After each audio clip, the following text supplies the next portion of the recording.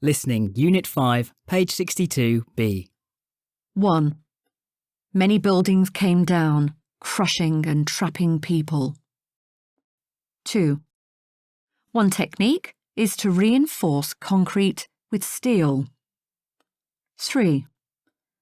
Buildings made of light materials are less likely to come down in an earthquake.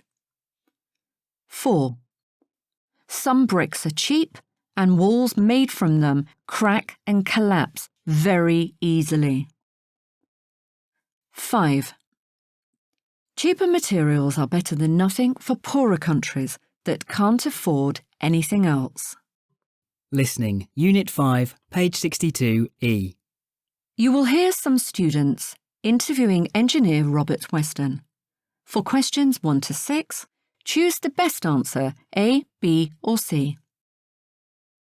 Now, as you know, we're doing a project on earthquakes and buildings, and we're lucky to have a visit today from Robert Weston, who's an engineer and an expert on this subject.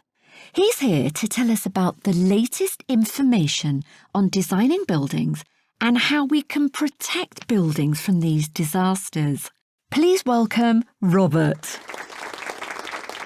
Thanks very much. I'm happy to answer any questions you have for your project. Well, as we all know, earthquakes can cause thousands of deaths. The one in Haiti in January 2010 killed over 200,000 people. But the reason so many people died is not the earthquake itself. It's the fact that many buildings collapsed, crushing and trapping people.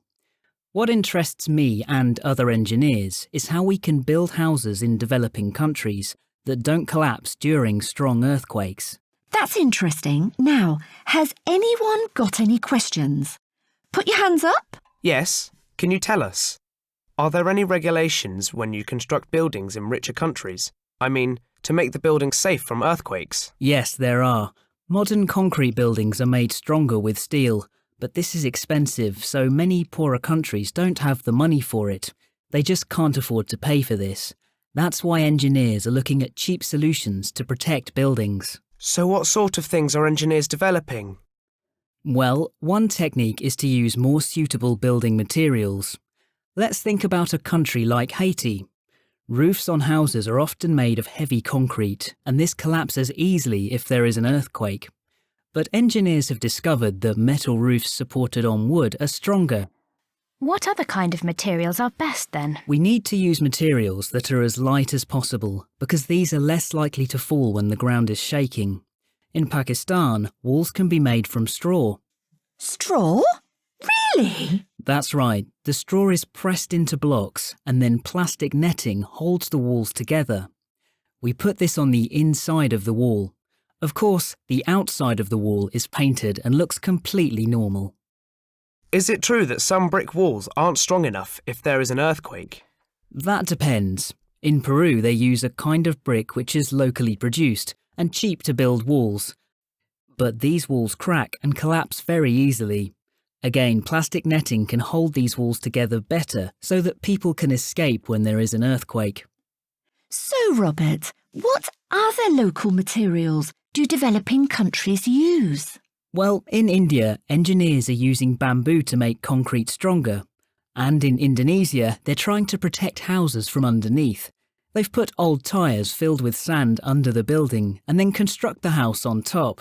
Sorry, but are these cheap and local materials really better in an earthquake? Generally, yes. Some of them are not as effective as more expensive methods, but they're better than nothing at all, and something that poorer countries can afford. So, finally, Robert, do you think these new ideas will help protect people in these countries?